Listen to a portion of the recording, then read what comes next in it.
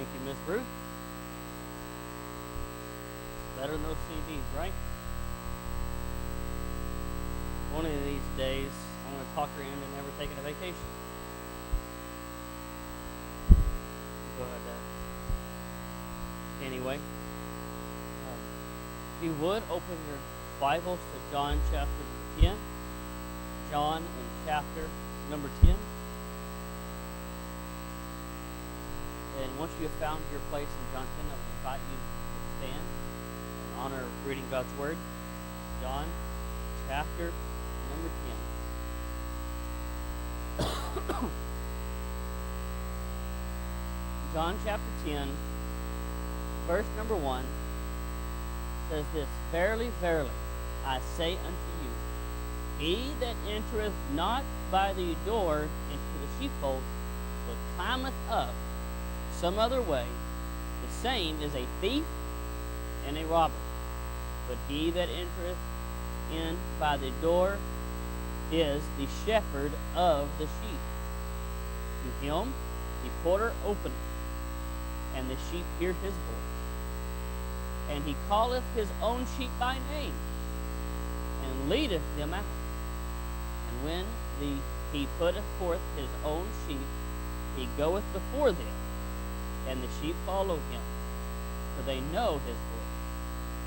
And the stranger will they not follow, but will flee from him, for they know not the voice of strangers. Father, as we gather this evening, Lord, I ask that you would empty me of myself once again, empty me of my sin. Father, please fill me with thine Holy Ghost that I may preach. Thus saith the word of God. Father, I ask that anything that may be buying for our time, whatever it may be, Lord, that we would set it aside. We would focus on your word tonight. Lord, we should give you the honor and glory. For in Christ's name we pray. Amen. Thank you. You may be seated. God bless you. Word. I continue to be very thankful that our pastor allows me to be up here on Wednesday night, and I'll learn more from doing this than I did the 4 years I went to Bible college. To be honest with you, I may have learned doctrine in Bible college and things of that nature, but I'll learn more about my relationship with God doing this for Wednesday night than I did Bible college. And so I hope through the study of John that you will learn to get closer to your Savior also. But I want to speak to you tonight on the subject of who will be your shepherd. Who will be your shepherd? And so here we have Jesus talking with the Jews. So, you remember what happened in chapter 9? Anyone remember what happened last week? Man was healed, right? Got sight. And the Jews didn't like it because it was done on the Sabbath, right? And even though that they would perform a circumcision on the Sabbath if it fell on that day, they would still do it because so that the law of Moses wouldn't be broken. But they didn't like it, and so Jesus here is having a discourse with them. Now, one thing we know that that over in the Israel area is there were a lot of shepherds. David, right? David was a great shepherd. You had Moses. He did that a little bit, right? And then you have Abraham, Isaac, Jacob, right? All these folks that were shepherds in the Old Testament. So Israel knew something about shepherding and sheep. And so Jesus tells them a parable. Let's look at the parable here. We read it. We read verses 1 through 5. And we see here, number 1, if you're taking notes, let's look at the climber. The climber. Jesus says, Verily, verily, which truly means truly, truly, I say unto you, he that entereth not by the door into the sheepfold, but climbeth upon some other way, the same is a thief and a robber. So let's discuss about the climber and the sheepfold. See, the sheepfold was a place, like a pen, that the shepherds would put their sheep in overnight. Now, usually these folds were high enough that the sheep could not jump out of. They were high enough where the sheep just could not escape. And in these sheepfolds, there's just one entrance and one exit to the same place. It's just one gate. All right? And at the sheepfold, there would be one person that would stand guard right there at the entrance of the sheepfold. They call that the porter. And we'll talk about that here in a little bit.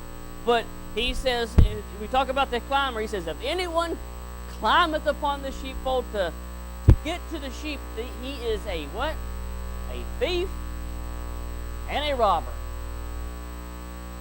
He said, and let's look at this a little bit more about the thief and the robber. A thief, we get the word kleptos, which means an embezzler. This also works in the definition as false teachers who abuse their confidence for their own gain. I don't know if you know this or not, but there are churches out there that are sheep stealers. Yes, they are. And I will tell you this, God will not bless sheep stealers.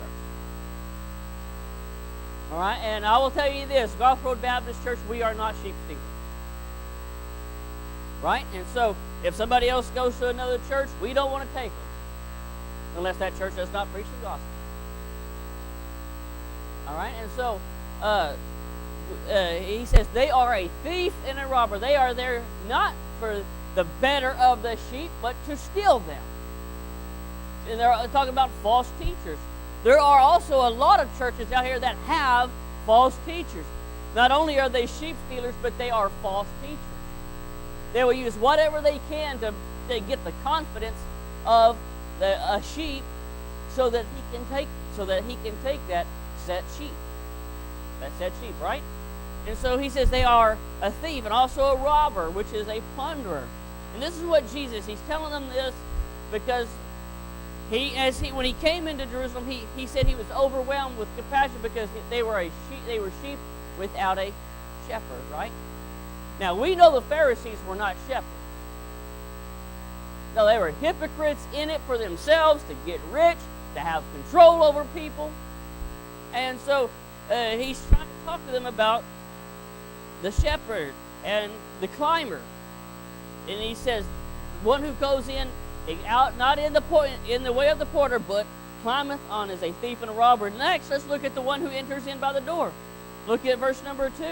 But he that entereth in by the door is the shepherd of the sheep.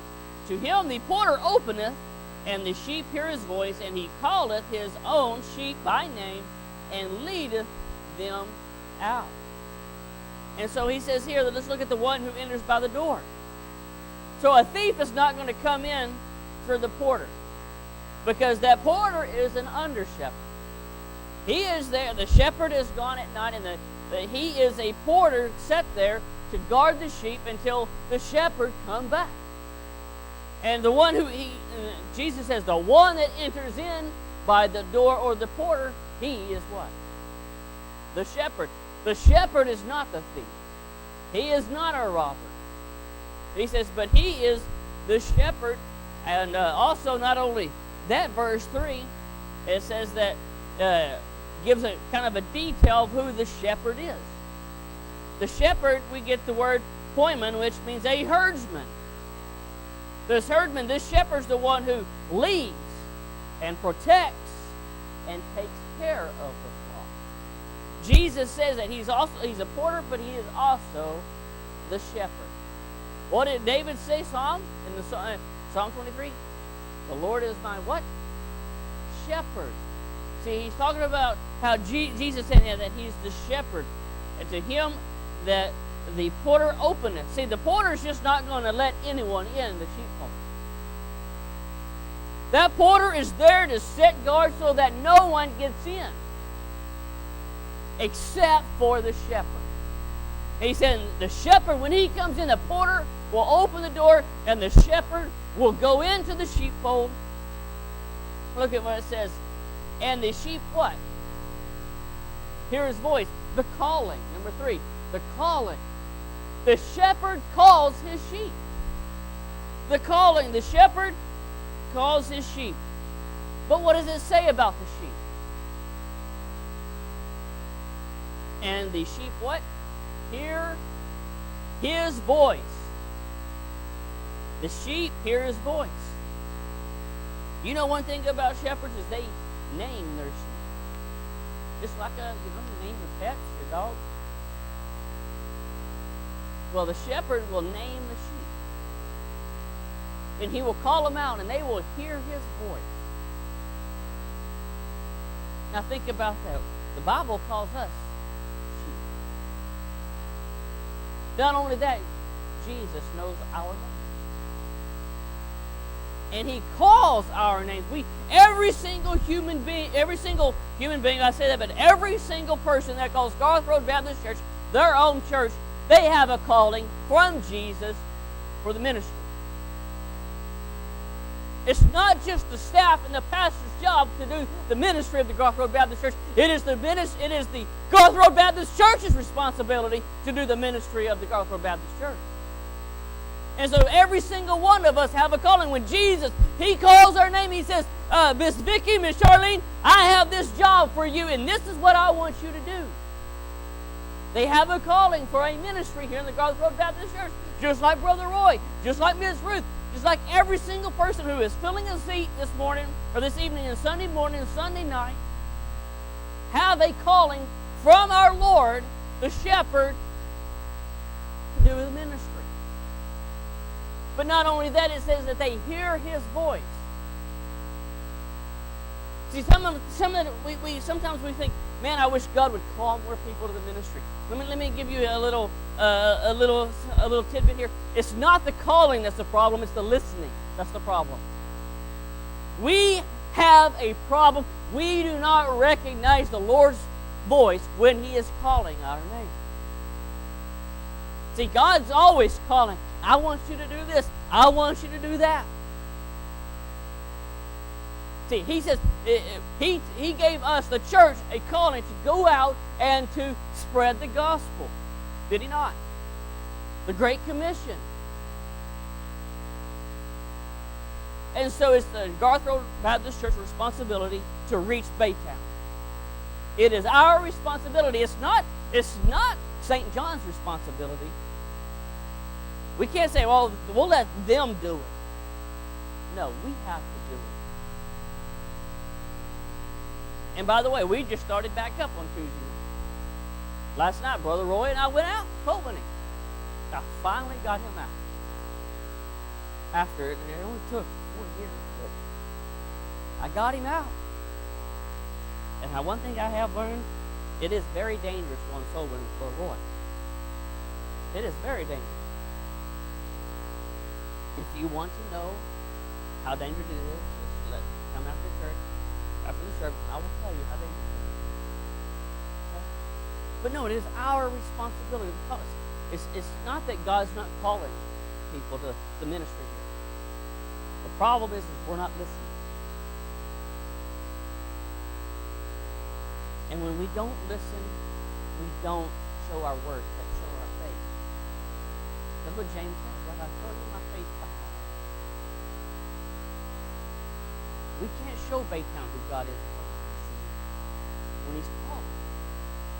Can we? No, so we see here we have the calling. They know His voice. Do you know His voice when He's calling you? Can you hear Him when He's saying, I want you to do this? He says, I want you to talk to this person. I want you to invite this person. I want you to do this or do that. Can you hear His voice? Next, we have not only the calling, but let's look at the strangers. Number 4. Look at verse 5. Number 5, it says, and a stranger will they not follow. You see one thing about the shepherd and the sheep, they have such an intimate relationship that the sheep know their shepherd.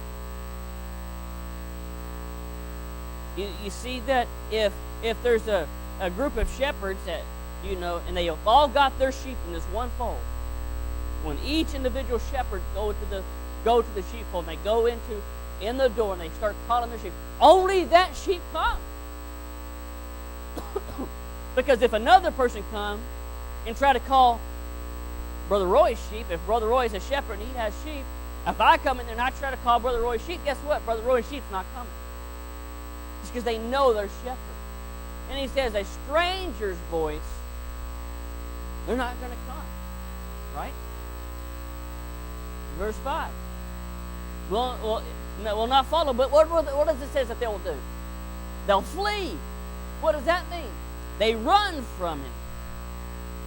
The sheep will not follow a stranger. For they know not the voice of the stranger. The thing about it is we allow strangers all the time. You know, there's a lot of Christians out there, new believers especially.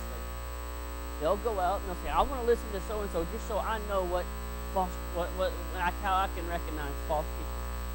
This is in Jesus never tells us to do. He never tells us, you need to go out and see so-and-so, listen to him so you know what false. No. You will not know a counterfeit without knowing the truth. The real thing. Jesus doesn't tell us to go find the false doctrine, the false teachers. He tells us to flee from them. He says the sheep will flee the strangers. But no, we're into such an inclusion society that everything has to be a part. We'll go out and we'll listen. We'll take a little bit of this teaching, a little bit of that doctrine. We'll say, and we'll mesh it together. We'll come out with a church name, and we'll just, everybody's welcome. We don't get into the sin. We don't get into that because, we just want people to be happy.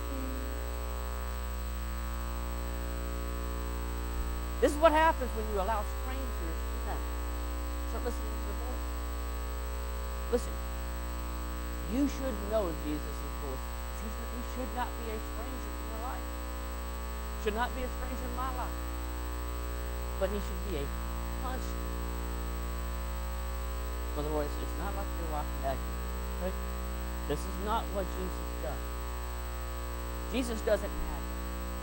He isn't. No, he's not to be a stranger. When we hear, we're not saying, who is that?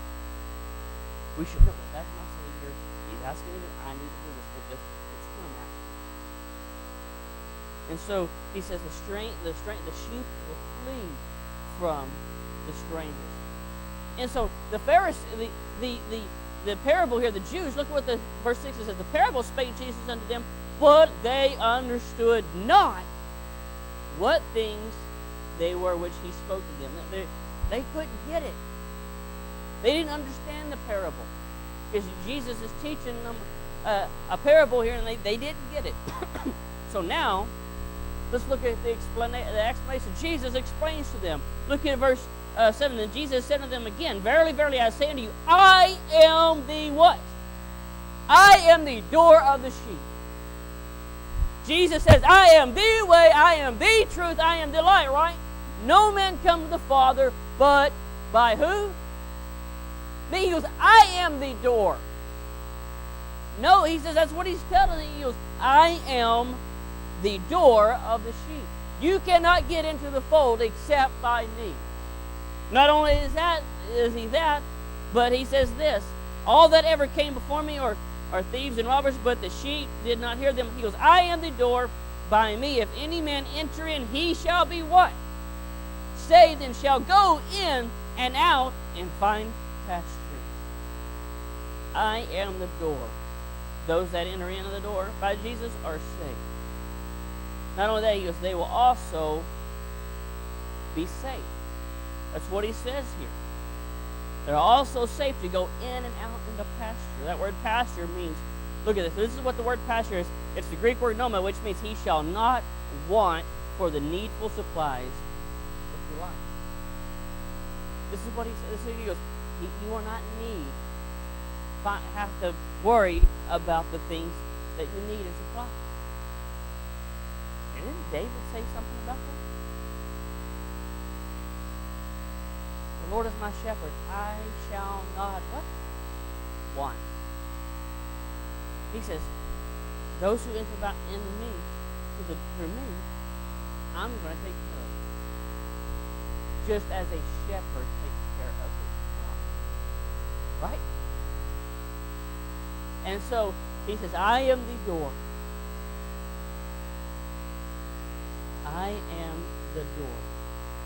Then he says this. He goes, look, they're going to be saved. But, he goes, the thief cometh not but to what? To steal and to kill and destroy. He says the thief who climb in over the wall to steal the sheep, he goes, they're here to steal. Do you know what the thief wants to steal? He wants to steal your joy. Oh yeah, he also not only wants to steal your joy, he wants to steal your love. He wants to steal your peace. These are the things that the thief comes for, to steal. Not only does that, he comes to kill.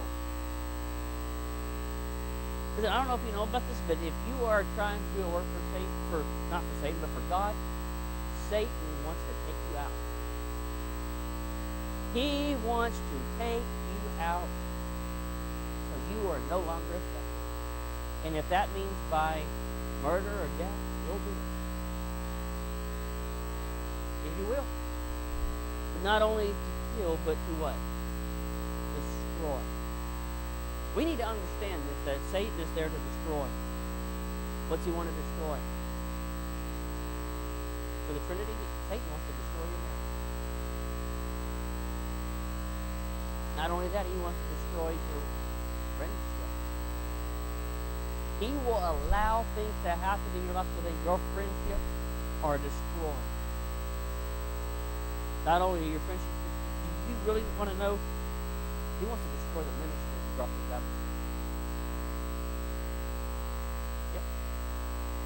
And he will use anyone that will give them the time of day. Oh yeah. This is why it's so important that we have an intimate relationship, open communication between our Savior and ourselves. So that way we can recognize, hey, there's a counterfeit. Satan's trying to do something. And we can be like Barney Fife and look against the Lord.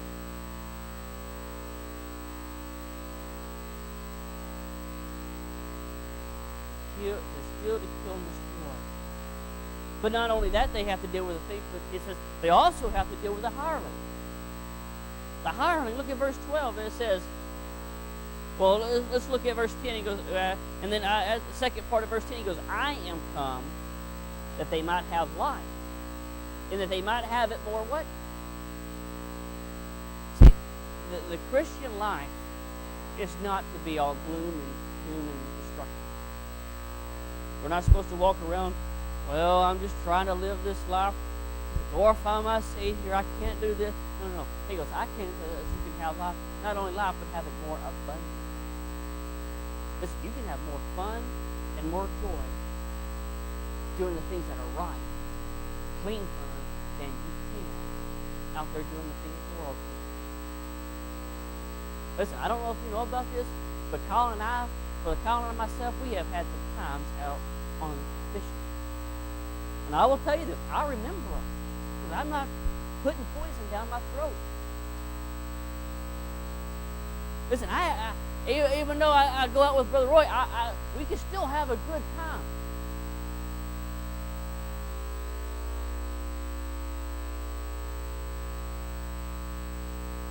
No. He's come to give us life, not that, just have life, but enjoy it. See, marriage is supposed to be fun. Listen, marriage is a trip.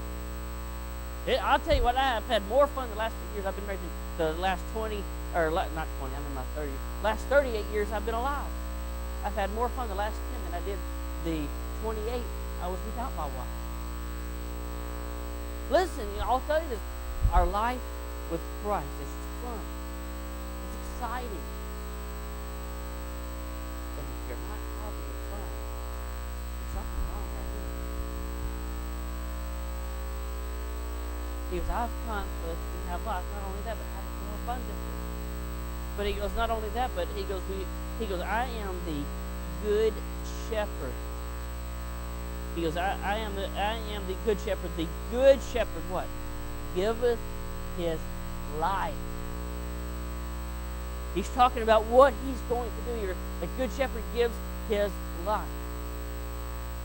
A shepherd will protect those sheep if it means laying down his life for those sheep. He goes, I am the good shepherd. And the good shepherd lays down his life. He goes, but there are others out there that will not do that. They're called hirelings. He goes, but he that is a hireling and not the shepherd, whose own the sheep are not, seeth the wolf coming and leaveth the sheep and fleeth, and the wolf catcheth them and scattereth the sheep. The hireling fleeth because he is an hireling and careth not for what? Food? There are hirelings out there that are church members, and they have one job, to scatter. They are here to disrupt. Whether that's because they've allowed bitterness to set in their life, because of things that happened to them in the past, or Satan themselves. They're not even believers, and they come into a church to scatter it. Listen, I don't know about you, if you know about this, but there are actually Satanists that will enter into a church for one purpose, to dismantle it. And there are also hirelings out there that they want the church for themselves. But when the tough gets going, when the going gets tough, they're gone. They're gone. When things start getting rough, and you know what, this is going on, we're not doing it with the ministry. I just thought it was going to be different than this. They book it. They're gone. They go find another church. They're nothing but a hireling. They don't care. There are pastors out there, so-called pastors, that are hiring. They go from church to church to church to church because they can't find what they're looking for. They don't care for us. They don't care. They're just there for themselves. He goes, I am the good shepherd. Talking about the hiring, and then he talks about the hiring, and then lastly, Jesus, look what he says, verse 14.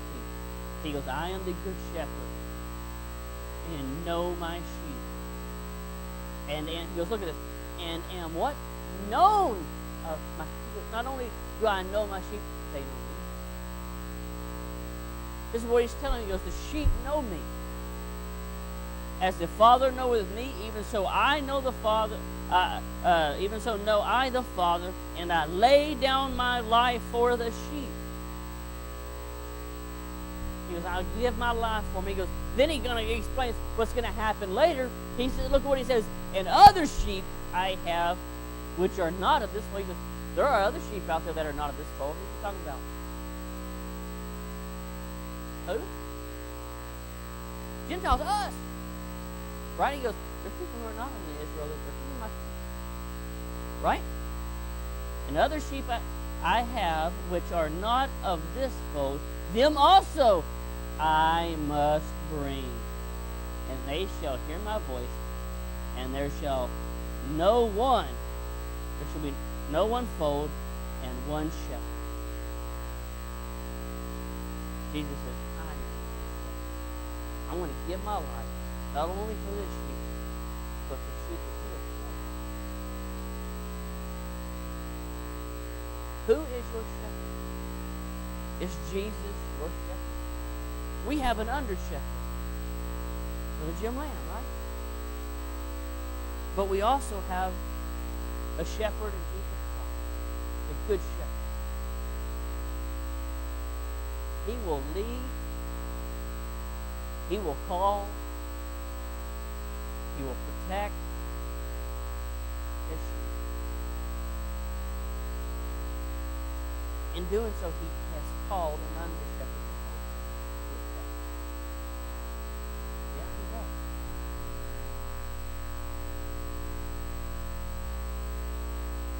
Who's your shepherd?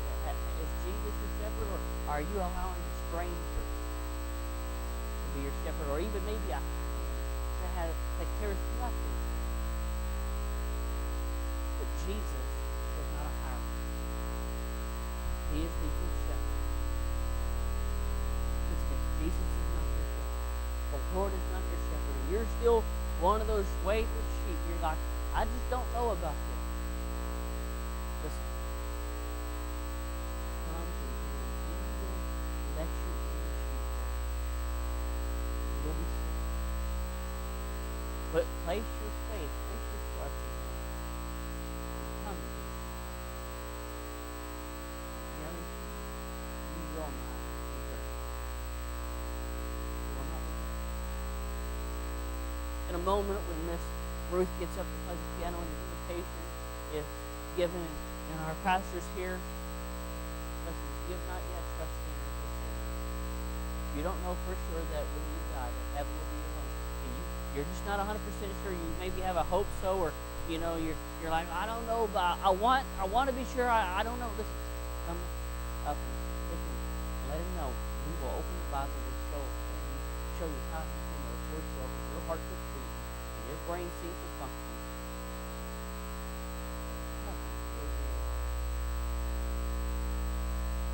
I can't make that decision. You have to. Listen, come into Jesus. Father, as we conclude tonight, as we learn here, Lord, that you are the good shepherd. You care for the sheep. You care for everyone that's here. Lord, that's why you gave your life for us, so that we can come into the sheepfold and be a part of the family of God. Father, if there's someone here that does not know that, Lord, I pray and ask that you will convict them tonight. They'll come forward here and Lord, so we can show them how to worship and and Lord, if there's folks who are living in certain things, Lord, I ask that you will deal with them, Lord, and you will come to the altar and they will do business with you. Father, I'll be sure to honor and glory for everything that you do. And thank you for all that you have done and that you are going to do in the church of our Catholic. In Christ's name we pray. Amen.